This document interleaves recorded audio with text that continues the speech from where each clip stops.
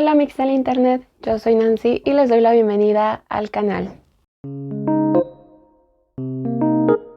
En el video de hoy llegamos al crop up del mes de octubre y la verdad es que son mis videos favoritos de grabar porque les puedo platicar un resumen de todo lo que estuve leyendo durante el mes pasado. Y pues en este mes, siendo sincera, leí mucho relacionado al terror, a lo extraño, a lo siniestro, esos libros con esas ambientaciones que te ponen pues un poco tensa, porque pues el mes lo ameritaba. Me gusta mucho este tipo de lectura, sobre todo en octubre. Entonces, si generalmente mis crop ups suelen ser variados, aquí creo que vamos a encontrar esa similitud en cada uno de los libros. Y vamos a empezar por Macario de Pete Raven, que pues ya les platiqué un poco en el especial de Día de Muertos, pero de todas formas, por si no lo han visto, les recomiendo que lo vean, y si no, pues bueno, aquí un pequeño resumen de esta obra. Y aquí nos vamos a encontrar con Macario, un hombre de origen humilde que tiene una familia numerosa y que constantemente sabe que por más que se esfuerce en trabajar duro, pues muy apenas si le va a alcanzar para traer pan a la mesa, y sus hijos siempre están pasando hambre, por lo que él mismo ha tenido que quitarse ese bocado de la boca para podérselo otorgar a sus hijos. Entonces, pues él siempre tiene este sueño y este anhelo de tener una comida para él solo, específicamente un pavito.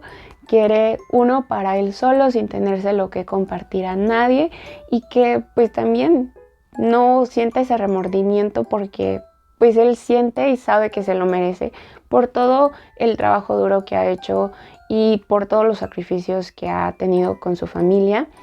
Y el día que su esposa por fin se lo consigue, se va al monte, y cuando por fin va a darle ese bocado a su tan anhelado premio, siempre llega un personaje a interrumpirlo, a pedirle que lo comparta. Por ahí son 3 personajes los que se le aparecen. Pareciera una especie como de fábula, pero pues con un toque sobrenatural.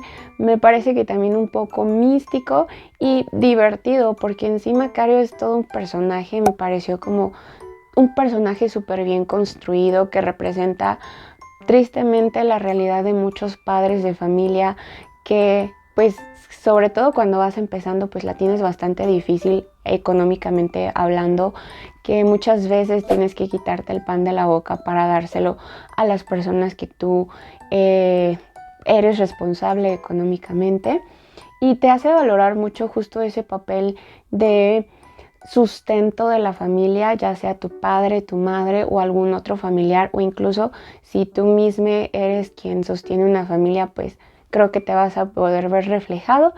Pero pues la historia, aparte de eso, empieza a irse por otros caminos también ahí como muy fantasiosos, y hacen de esto una historia muy entretenida, especialmente para leer en octubre, cercano a las fechas de Día de Muertos en noviembre. Mi siguiente lectura fue un audiolibro y se trata de Dioses de Jade y Sombra de Silvia Moreno García, esta autora que todo el mundo, al menos en consenso, dicho que o la amas o la odias.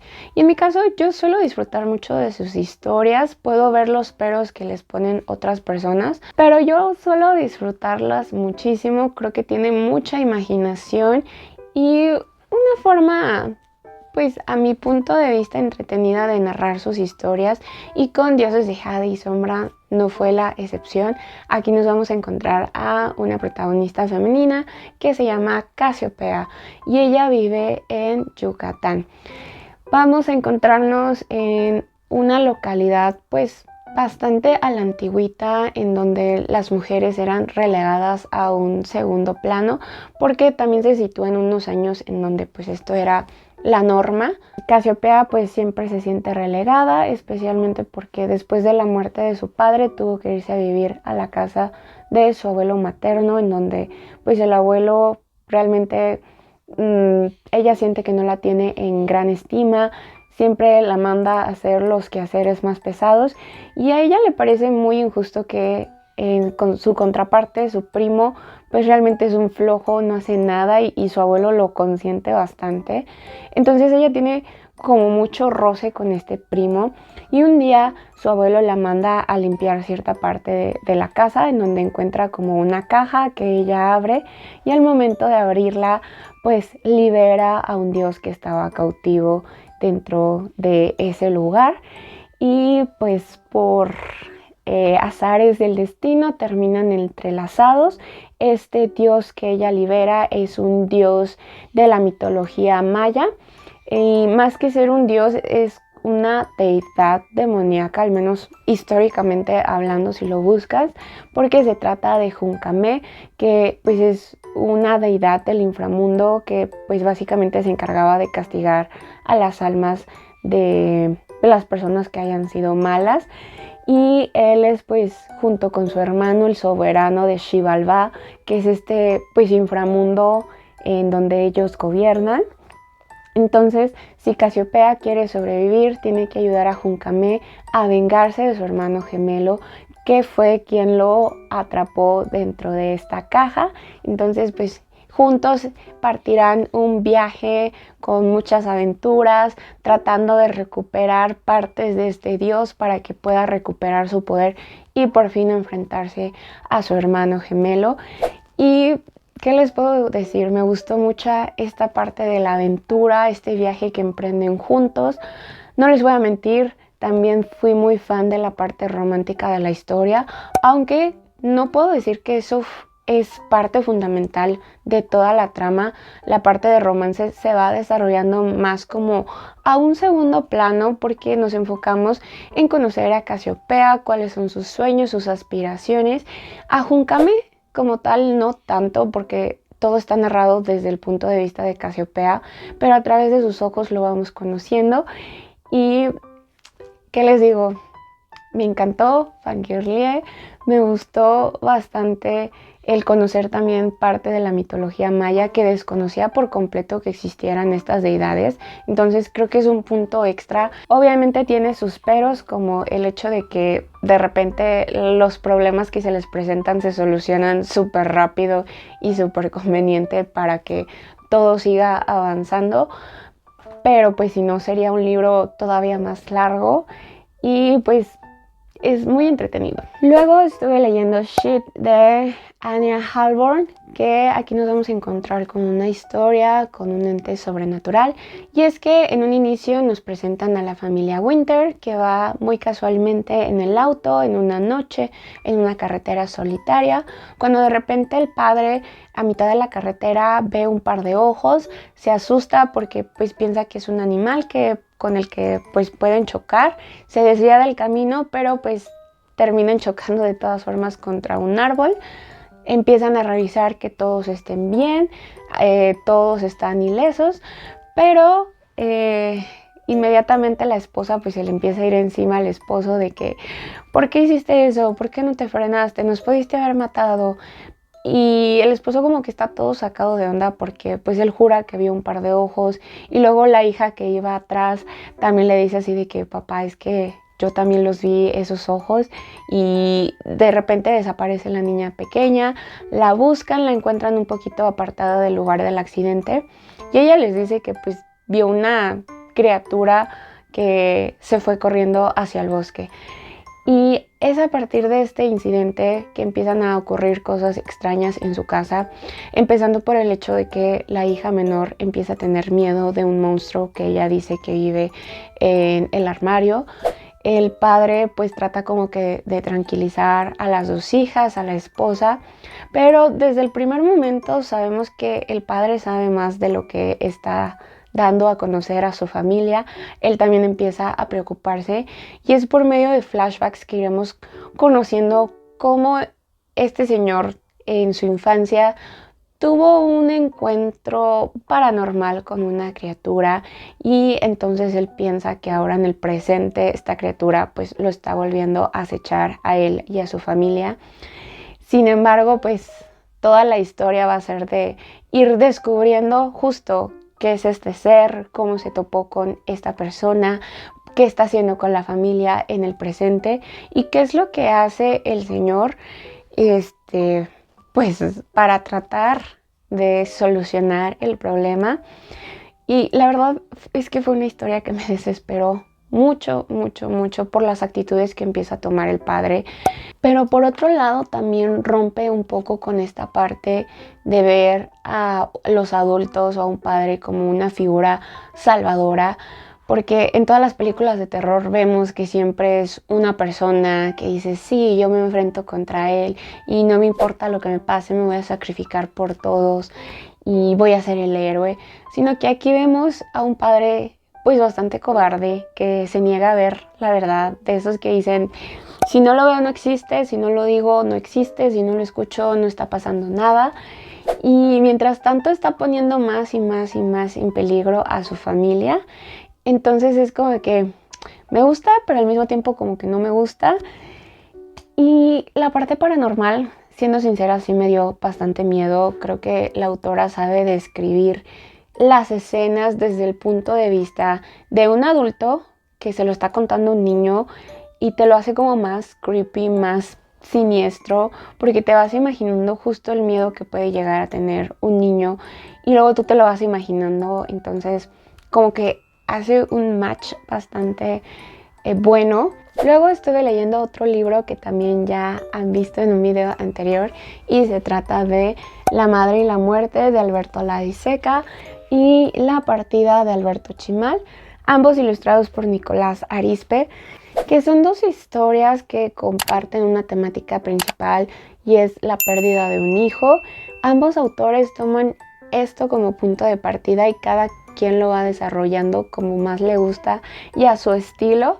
Y de los dos creo que no tengo un favorito, los dos me apachurraron mucho el corazón.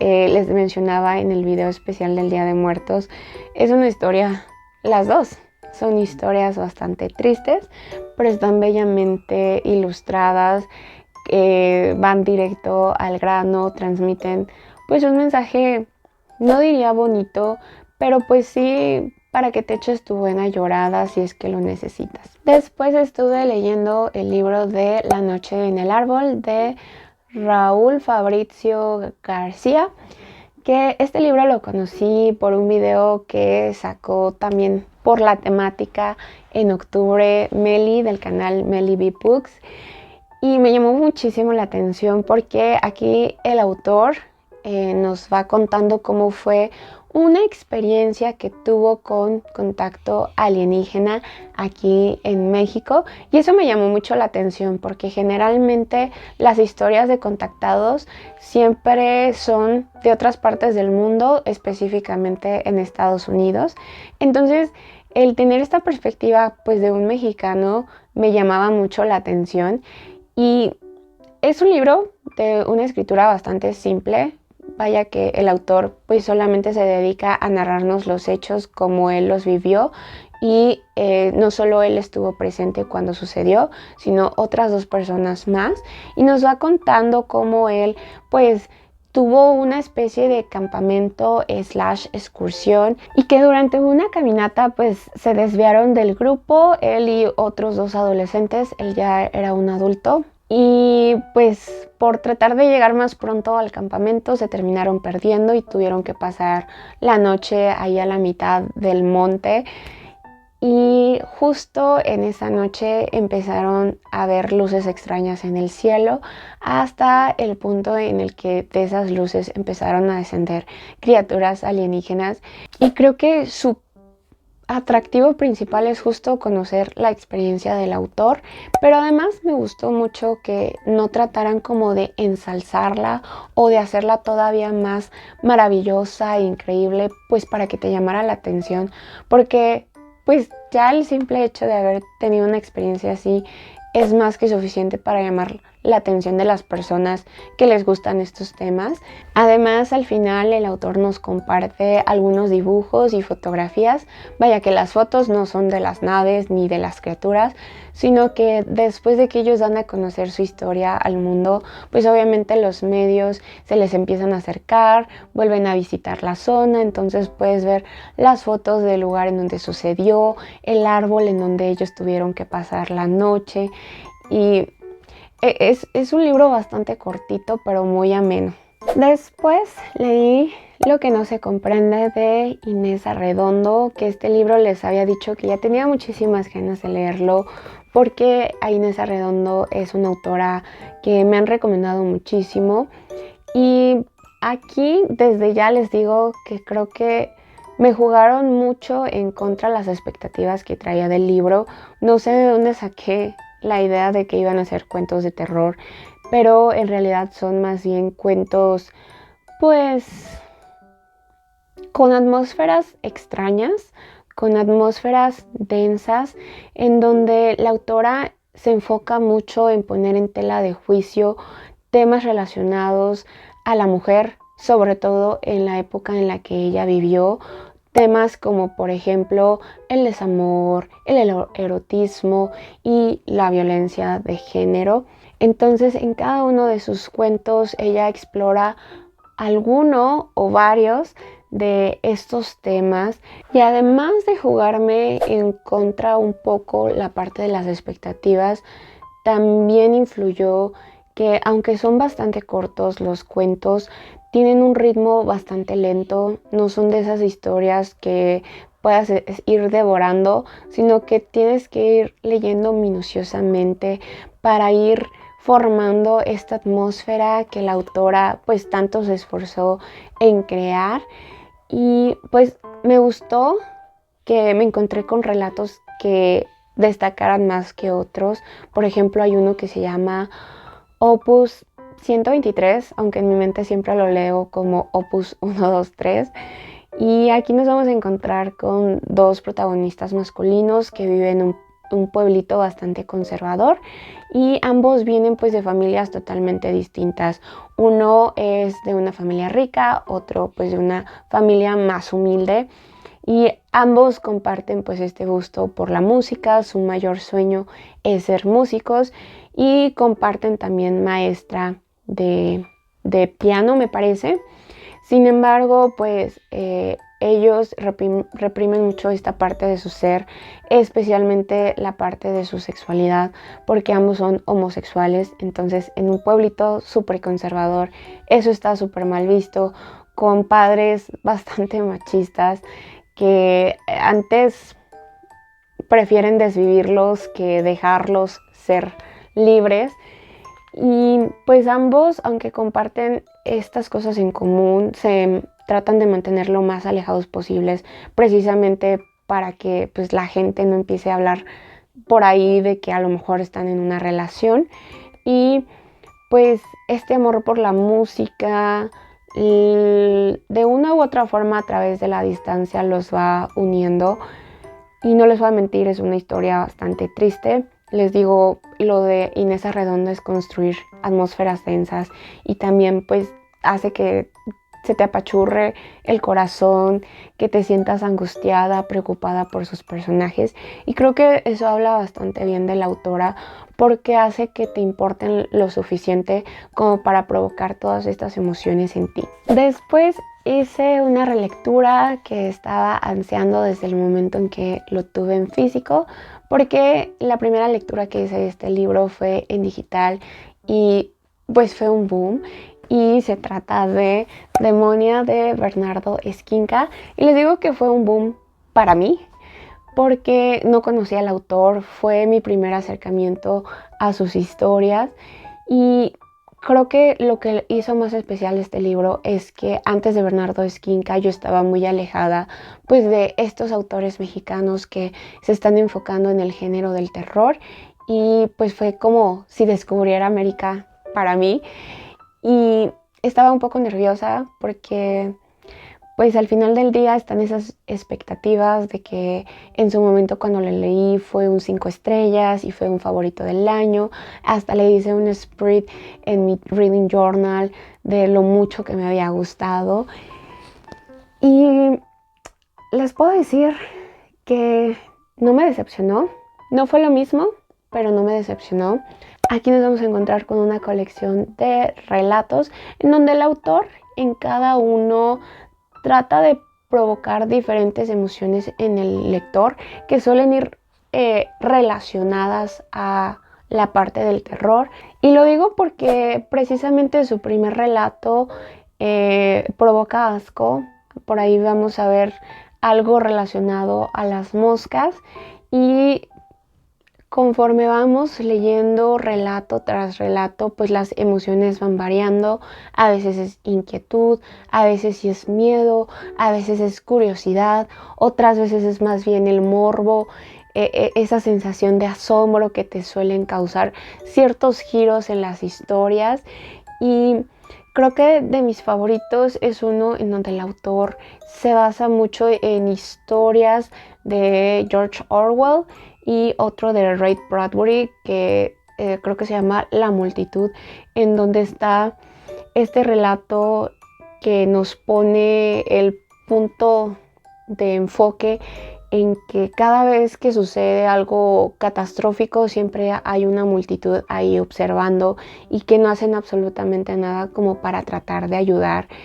Y me gusta porque pues es algo que invariablemente vamos a ver en todas partes. Aquí vemos como un autor empieza a enfocar su vida en investigar y tratar de pues exponer al mundo con hechos en la existencia pues sobrenatural de estos seres que pues son o augurios de que algo malo va a pasar o los causantes de estas tragedias.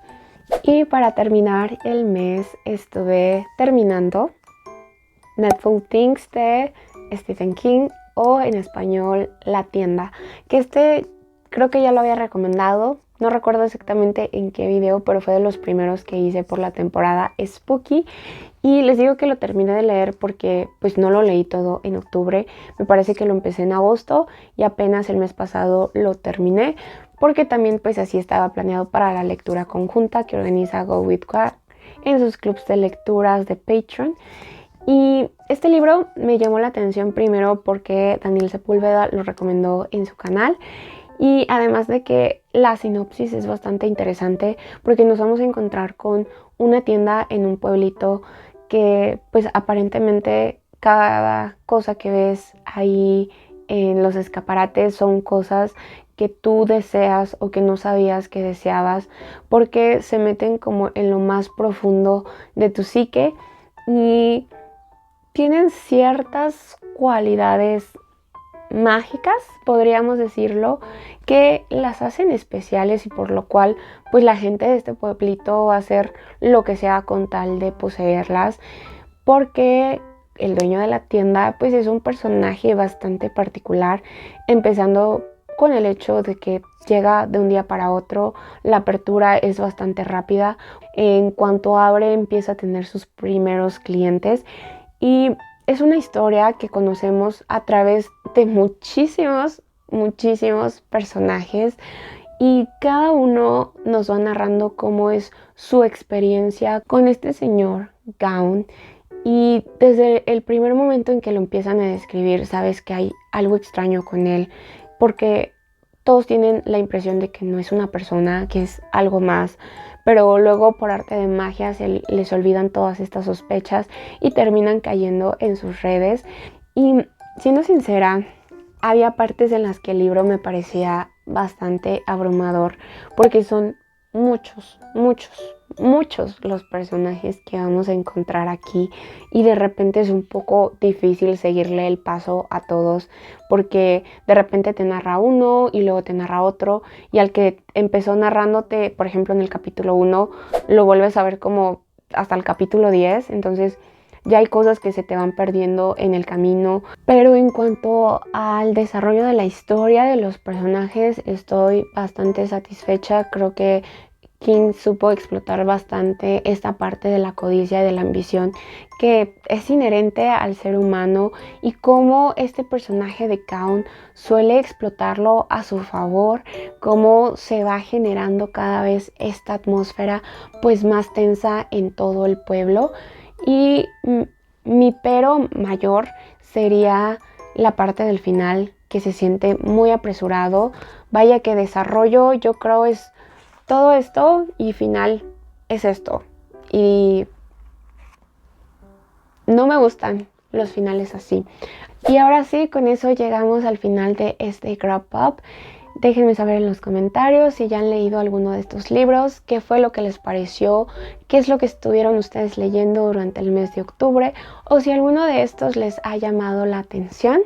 Ya saben que me ayudan mucho dándole like, suscribiéndose, comentando, compartiéndolo y dándole mucho amor en general. Muchas gracias por haber llegado hasta este punto del video y nos vemos en el siguiente. Bye.